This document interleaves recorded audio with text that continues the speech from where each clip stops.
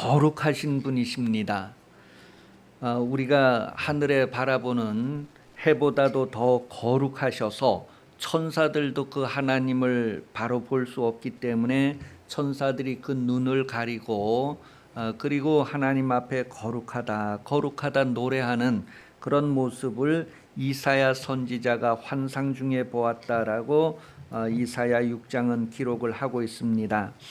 우리들도 하나님 앞에 가게 될 텐데 그때에도 그 하나님의 영광은 우리가 바라볼 수 없는 그 영광, 그 빛나는 영광을 우리에게도 상속시켜 주셔서 우리도 거기에 참여하게 하신다는 것을 성경은 확인을 해주고 있습니다. 여러분이 그렇게 거룩하신 하나님께 받아들여지려면 여러분이 먼저 거룩해야 된다는 것을 성경은 말합니다. 창세기에 소개되어지는 아벨은 하나님 앞에 자신이 어떻게 드려졌는가를 우리에게 보여줍니다. 하나님이 아벨과 그 제물을 받으셨다라고 성경은 기록하고 있는데 하나님이 아벨과 그 제물을 받으셨다라고 하는 것에서 그가 거룩했다라는 것을 하나님이 받으실 수 있을 정도로 거룩했다라고 하는 것을 우리에게 알게 해줍니다. 그러면 아벨이 어떻게 거룩해질 수 있었을까? 성경은 우리에게 아벨은 믿음으로 하나님 앞에 거룩함을 보였다라고 히브리서 11장을 통하여서 기록을 해주고 있습니다. 다시 말해서 믿음으로 드렸다는 것은 말씀대로 드렸다는 것입니다.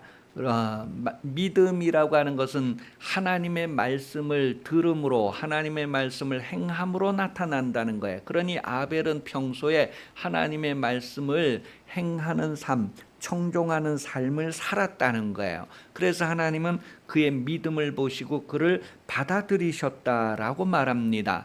믿음이라고 하는 것은 하나님의 말씀을 행할 때에 드러난다는 거예요. 디모데전서 4장 5절에서도 하나님의 말씀과 기도로 거룩해진다. 기도는 하나님의 말씀대로 살겠다고 하는 우리의 의지의 동의, 우리의 의지를 어떻게 선택했다라고 하는 것을 드러내는 것이죠. 아벨은 그렇게 하나님의 말씀을 따라 생활함으로 하나님께서 받으시는 인생을 살았다라는 것을 우리에게 나타내주고 있습니다. 성경은 말씀대로 드린다, 말씀대로 순종한다라고 하는 생활의 모습을 레위기를 통하여서 소개를 해주고 있습니다. 레위기 1장 2절 4절까지의 내용을 보면 하나님이 받으시는 그러한 제물에 대하여 소개를 해주고 있습니다. 하나님이 받으시는 사람이 어떠한 사람인가 그랬을 때에 하나님 앞에 받으심직하도록 속죄된 것이다. 그렇게 기록을 하고 있어요. 레위기 1장 4절 말씀 마지막 부분에 보면 기쁘게 받으심이 되어 그를 위하여 속죄가 될 것이라. 그 하나님께서 받으시는 것은 속죄된 것이다 라고 말하고 있죠. 마태복음 5장 23절 24절에 그 속죄되었다라고 하는 의미가 무엇인가를 얘기해 주고 있습니다. 하나님이 받으시는 예배는 어떤 예배인가? 여러분, 한 주간 여러분이 생활하고 하나님 앞에 나올 때에 한 주간 말씀대로 생활한 여러분들을 하나님이 받으신다는 거예요. 한 주간 믿음으로 생활한 여러분들을 받으신다는 거예요. 한 주간 거룩한 여러분들을 받으신다는 거예요. 나의 삶의 평생이 하나님이 받으실 수 있는 거룩함이 되어야 한다는 것을 말하고 있습니다. 성경은 또한 말씀대로 살지 않았던 가인에 대하여서 우리에게 소개를 해주고 있습니다. 창세기 4장 5절에서 7절에 보면 하나님이 받으실 수 없었던 그런 가인의 생활을 말해주는데 곧 선을 행하지 않았다, 하나님의 말씀대로 살지 않았다, 믿음이 없었다, 그와 같은 것을 표현을 해주고 있습니다. 옛 속담에 말은 어디로 보내라고요? 말은 제주도로 보내고 사람은 어디로 보내라고요? 예, 사람은 서울로. 요즘은 뭐 서울이나 뭐 제주도나 뭐 어디를 가든지 오히려 도시에 사는 것보다도 저기 골짜기에 가 사는 것을 더 좋아하는 사람들도 생겨나기 시작해서 분간이 잘 안 가는 거예요. 그런데 예전에는 그렇게 했어요. 말이 새끼를 낳으면 그 새끼를 제주도로 보내고 사람이 자식을 낳으면 이 자식을 서울로 보내래요. 그 의미가 무엇인지 알잖아요. 사람이 도시에 산다는 것은 성공의 의미를 가지고 있습니다. 또 풍요의 의미를 가지고 있습니다. 또 부러움의 대상이 된다는 그런 의미도 가지고 있습니다. 그거와 반대로 달동네에 산다, 변두리에 산다, 시골에 산다, 사막에 산다. 그러한 것에 우리에게 주는 의미는 가장 낮고 버려진, 벗어나야 할 곳, 그런 의미를 담고 있습니다. 지금 여러분들의 삶에는 어떤 의미가 담겨지고 있습니까? 벗어나야 할 곳, 아니면 버려진 곳, 가장 낮은 곳, 가장 힘든 곳의 모습입니까? 아니면 부러움의 대상, 풍요의 의미, 성공의 의미, 그러한 의미를 여러분들의 생활에 드러내고 있습니까? 지금 나의 삶은 어떤 의미를 가진 삶에 머물러 있는가? 오늘 본문에 소개되어지는 한 사람은 바로 여러분일 수도 있다는 거예요. 도시의 생활에서 사막의 생활로 바뀐 사람의 모습입니다. 왜 그렇게 되었을까? 왜 부요와 풍요와 동경의 대상의 삶에서 버려지고 아주 실패하고 저 변두리의 사막의 삶을 현실로 가지고 있게 되었을까? 원인을 물어본다면 성경은 귀신이 들어와서 그렇게 되었다라고 말해주고 있어요. 귀신은 내가 원하지 않아도 들어온다는 거예요. 귀신이 들어오기 좋은 사람이 누구인가를 성경은 말해주는데, 이 귀신들은 물 없는 곳을 찾아다닌대요. 물 없는 곳, 마른 곳이 어디냐 하면 바로 하나님의 말씀이 없는 사람이다, 그렇게 확인을 해주고 있어요. 하나님의 말씀을 가지지 않는 사람에게 귀신이 마음대로 들어와서 역사할 수 있다는 거예요. 그러니 말씀이 없는 사람은 성령을 따라 말씀대로 살지 않는 것은 당연하겠지요. 그래서 성령을 따라 살지 않는 사람, 그런 사람에게 귀신이 들어와서 역사한다는 거예요. 오늘 여러분들이 교회에 다니고 신앙생활하고 있지만 많은 사람들이 우리와 같이 교회에 나아가고 신앙생활하고 있는데 하나님의 말씀대로 살지 않아서 귀신이 들어오는데도 들어오는 줄 모르고 살 거예요. 여러분은 예수 믿는 삶을 사시기 바랍니다. 예수 믿는 삶에 대하여서 요한복음 7장 38절에서 39절은 바로 성령 받고 신앙생활하고 성령 받고 일상생활하는 사람의 모습이다라고 말해주고 있어요. 성령 받은 사람은 하나님의 모든 좋은 것, 유익한 것을 누릴 뿐만 아니라 다른 사람에게도 유익을 끼치는 그런 삶을 살게 될 것을 표현을 해주고 있습니다. 왜냐하면 그 성령은 여러분이 하나님의 말씀대로 살 수 있도록 도와주시고 인도하시는 분이기 때문에 그렇다는 거예요. 여러분이 성령의 인도함을 받지 않는다면, 말씀대로 살지 않는다면, 믿음으로 살지 않는다면 귀신이 들어오기에 딱 좋은 상태라는 것을 확인해 줍니다. 그러니 여러분은 귀신이 들어오기에 딱 좋은 상태가 아니라 오히려 귀신이 무서워하고 귀신이 도망갈 수 있는 상태가 되시기를 바랍니다. 하나님의 말씀의 검, 성령의 검을 여러분 가운데에 충만하게 가지시기를 예수님 이름으로 축복합니다. 거룩하신 하나님께 가까이 할 수 없는 것이 있는데 그것은 바로 더러운 것입니다. 이 더럽다라고 하는 그 단어의 의미가 무엇이냐 하면 속량되지 않은 상태다, 그렇게 말합니다. 더럽다라고 했을 때 의미가 속량되지 않은 상태다. 레위기에서 하나님이 기쁘시게 받으시는 제물은 속량된다라고 표현을 했어요. 속량된 제물이다라는 거예요. 갈라디아서 1장 4절 말씀에 보면 예수님께서 십자가에 희생하시고 그 몸을 우리에게 주신 것은 우리를 속량하시기 위함이다. 그렇게 표현을 해주고 있습니다.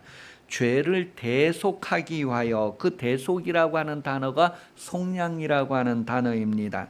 그래서 에베소서, 골로새서, 디도서에 보면 속량함, 죄사함에 대하여서 표현을 해주고 있어요. 바로 예수 그리스도의 피로, 그 아들 예수 그리스도의 피로 우리가 속량을 받았다, 죄속함을 받았다, 죄사함을 받았다, 그렇게 표현을 하고 있습니다. 왜 이렇게 우리를 깨끗하게 하셨느냐 하면 바로 하나님의 깨끗함을 드러내게 하려고, 하나님이 하시는 일을 드러내게 하려고 우리를 깨끗하게 하셨다라고 디도서 2장 14절은 기록을 하고 있습니다. 선한 일을 위하여서 우리를 선하게 하셨다는 거예요. 그런데 그거와는 또 반대로 이 귀신이 들어와서 사람을 더럽게 하면 사람이 어떻게 될까? 귀신이 들어온 사람은 어떠한 삶을 살게 될까를 성경이 말해주는데, 먼저 수치스러운 삶을 살게 된대요. 그것을 성경에서는 오늘 본문에서 옷을 입지 않았다, 이 귀신 들린 사람이 도시에서 떠나서 사막에 가서 생활하면서 옷을 입지 않았다라고 표현을 해주고 있어요. 옷을 입지 않았다는 것은 수치를 표현하는 단어죠. 그 다음에 집에 거하지 않았다. 그 집이라는 것은 보호와 쉼을 받을 수 있는 곳인데, 이 사람은 보호받지 못하고 쉼을 갖지 못하는 그런 삶을 살았다. 그 다음에 무덤 사이에 거주했다라고 하는 표현에서 소망이 없다.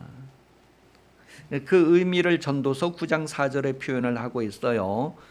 죽은 사자가 나을까, 살아있는 개가 나을까?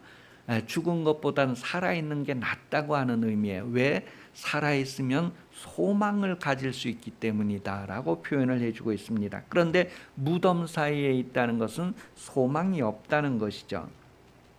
여러분, 우리가 교회에 다니고 신앙생활 하면서도 이 귀신이 들어오면 자기가 수치스러움을 알지 못하지만 다른 사람들은 그것을 알게 됩니다.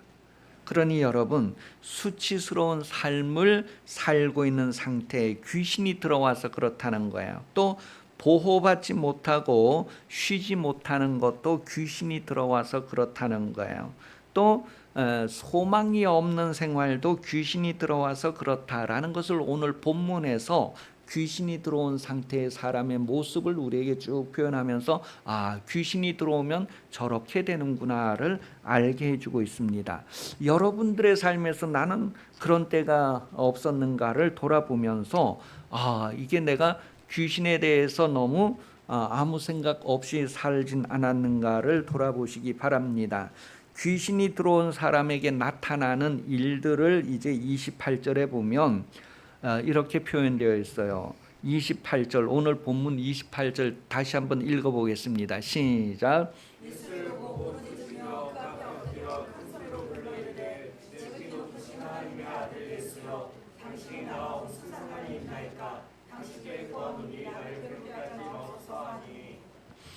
귀신이 들어온 사람에게 나타나는 그런 현상이 어떠한 거냐 하면, 하나님에게 대한 지식이 있어요, 없어요?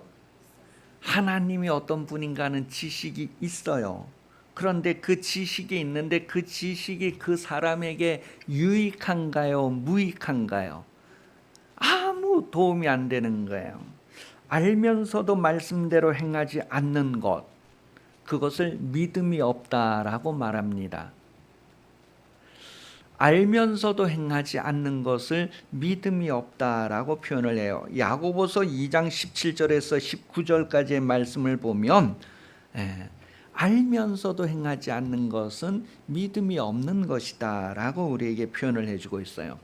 교회에 다니고 하나님에 대한 지식도 있지만 그 지식대로 살지 않는 상태, 그 지식대로 살지 않는 사람, 왜 그렇다고요? 귀신이 들어와서 그렇단 말이에요. 하나님의 말씀대로 살지 않는 원인이 뭐라고요? 귀신이 들어와서 그렇단 말이에요. 그럼 여러분은 평소에 하나님 말씀대로 삽니까? 내가 하나님의 말씀대로 사는지 안 사는지 내가 스스로 알 수 있고, 귀신이 내 안에 들어왔는지 안 들어왔는지 내가 스스로 확인을 할 수 있는 거예요. 그런데 우리는 그런 거에 관심을 가지지 않습니다. 하나님을 잘 안다고 하면서도 하나님을 아는 사람이 어떻게 살아가는지에 관심이 없어요. 자기의 삶에 관심이 없으면서 어떻게 하나님께 받으실 수 있는 예배의 삶을 살 수 있을까? 하나님을 경외하는 삶을 살 수 있을까? 그런 사람을 하나님과 아무 관계가 없는 사람, 그렇게 성경은 말해줍니다. 교회는 다니지만 하나님과 아무 관계가 없는 사람, 확인을 해보겠습니다. 요한계시록 3장 1절 4대 교회의 모습을 통해서 그 시대의 교회, 오늘 이 시대의 교회의 모습을 정리합니다.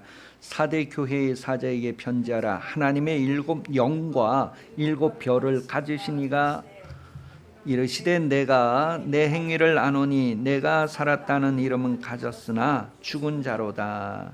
실상은 죽은 자, 하나님과 아무 관계가 없는 자다라는 것을 말합니다. 오늘 본문 28절에서도 이 귀신이 당신과 나와 무슨 상관이 있나이까? 아무 상관이 없다는 거예요. 나는 당신 말대로 살지도 않고, 내가 당신을 안다. 당신은 거룩하신 하나님이라는 걸 알지만 난 당신 말씀대로 살지 않는다. 나와 무슨 상관이 있는가?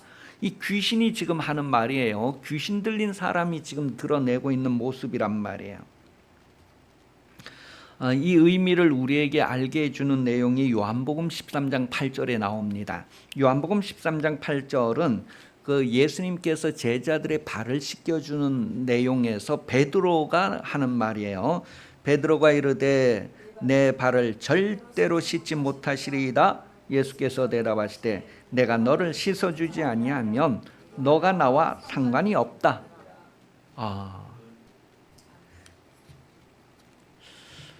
그러니 여러분, 예수님께서 속량해 주신다는 것, 예수님이 대속해 주신다는 것이 얼마나 엄청난가. 하나님과 우리와 관계가 있게 하시려고. 귀신이 가장 괴로워하는 것이 무엇인가를 오늘 성경에 또 말해주고 있어요. 귀신이 가장 괴로워하는 것은 그 사람에게서 나오라는 것입니다. 예수님께서 그에게서 나오라, 그렇게 귀신에게 말했어요. 이 더러운 귀신이다, 그렇게 표현을 했어요. 더러운 귀신아, 그 사람에게서 나오라. 그 말이 이 귀신을 가장 괴롭히는 말이다라고 오늘 본문 성경 말합니다. 나오라는 게, 나오라. 여러분, 하나님 말씀대로 살라고 하는 말 들을 때 기분 좋습니까? 좀 별로입니까? 경험, 하나님의 말씀대로 살라고 할 때 기분이 좋을까 별로일까?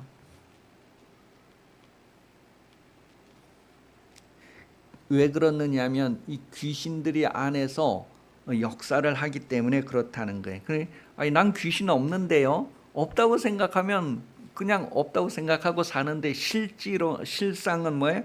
귀신이 우리 속에서 하나님의 말씀대로 사는 거에 대해서 거부하도록, 싫어하도록, 귀찮아하도록, 그렇게 시험 들도록 만든다고 하는 거예요. 그런데 우리가 그런 거에 특별히 신경을 안 쓰고 사니 우리의 삶이 더 나아질 수도 없고, 더 거룩하고 하나님과의 깊은 관계를 누리는 삶을 살지 못하고 있다고 하는 것을 말해줍니다. 오늘 성경에 그런 내용을 다 기록해 주고 있어요. 귀신이 가장 괴로워하는 게 무엇인가? 그랬을 때 예수께서 이미 그 사람에게 얘기했다니, 더러운 귀신아, 그에게서 나오라. 그렇게 오늘 본문에 기록되어져 있어요. 그러니 여러분은 귀신을 편들어 주지 말기를 바랍니다. 나는 귀신을 편들어 주지 않으리라. 그냥 귀신을 끌어붙들고 그냥 목사님 오늘 또 시험 들게 하는구나, 아무개 시험 들겠구나, 막 그렇게 하지 말고 나에게 하시는 그 말씀에 대해서 내가 정말 아멘으로 받으면 그 말씀을 그대로 순종하는 삶을 살면 하나님께서 우리를 거룩하게 하시고 우리에게 거룩한 복을 주신다는 것을 말합니다. 29절에서 이제 더러운 귀신아 그 사람에게서 나오라 그랬을 때에 예수님께서는 우리가 거룩한 삶을 살기를 원하십니다. 우리가 하나님의 자녀의 모습대로 회복되기를 원하십니다. 거기에 맞추어서 나도 더러운 귀신아 나에게서 나가라 그렇게 주장을 해야 됩니다. 더러운 귀신아 떠나가라. 하나님 말씀 들을 때 부담이 되고 막 이렇게 꺼려지고 할 때 뭐야? 이 귀신이 방해하는구나. 더러운 귀신아 내 안에서 나가라. 그렇게 하시기 바랍니다. 그냥 편하게 그렇게 안 하고 싶은 사람은 자기 스스로가 광야의 삶을 사는 것을 선택하는 것입니다. 광야의 삶을 살지 말고 가나안의 삶을 살고자 하시기 바랍니다. 그러기 위해서는 여러분을 광야의 삶을 살게 하는 수치스러운 삶을 살게 하는 변두리의 삶을 살게 하는 더러운 귀신을 나가라고 해야 됩니다. 예수님은 여러분들이 광야의 삶에서 가나안의 삶을 살기를 원하십니다. 여러분이 잘 되기를 원하셔서 더러운 귀신아 그에게서 나오라고 합니다. 그럴 때 여러분 몸에 나타나는 것은 괴롭다는 거예요. 귀찮다는 싫다는 거예요. 그런데 그게 여러분이 괴롭고 귀찮고 싫은 것이 아니라 여러분 속에 있는 귀신이 그렇다는 것을 오늘 성경 말해줍니다. 나중에 이 귀신이 떠나간 다음에는 이 사람이 사막에서 도시로 복귀하는 내용을 말해주고 있습니다. 오늘 본문 읽지 않은 그 밑에 마지막 내용을 쭉 보면 39절까지 내용을 보면 그런 내용이 다 나와 있어요. 여러분 사막에서 도시로 복귀되는 것, 하나님의 부요로 복귀되는 사막에서 가나안으로 옮겨지는 삶에 대해서 귀신이 나가야 된다는 것을 얘기하고 있어요. 여러분 속에서 그와 같은 것이 나가야지만 그런 삶이 변화가 일어난다는 것을 말합니다. 그것을 성경에서는 하나님이 행하시는 큰 일이다 말합니다. 귀신 쫓아내는 것 자체가 큰 일이라는 의미가 아니라 여러분에게 일어나는 변화를 얘기하는 거예요. 사막에서 도시로, 다시 말하면 사막에서 가나안으로, 변두리에서 아주 중심으로 그런 삶. 그러니 그런 하나님의 큰 일을 성경은 더러운 것에서 깨끗한 것으로, 더러움에서 거룩함으로, 그것이 바로 큰 일입니다. 사망에서 생명으로, 무덤가에서 사람들이 생동감 있게 막 바쁘게 활동하는 도시 가운데로 그렇게 옮기는 것, 그것이 바로 하나님의 큰 일이라는 거예요. 이 세상에서 천국으로 옮기는 것, 사망에서 생명으로 옮기는 것, 그것을 여러분에게 행하신다는 거예요. 하나님이 그것을 큰 일이라고 합니다.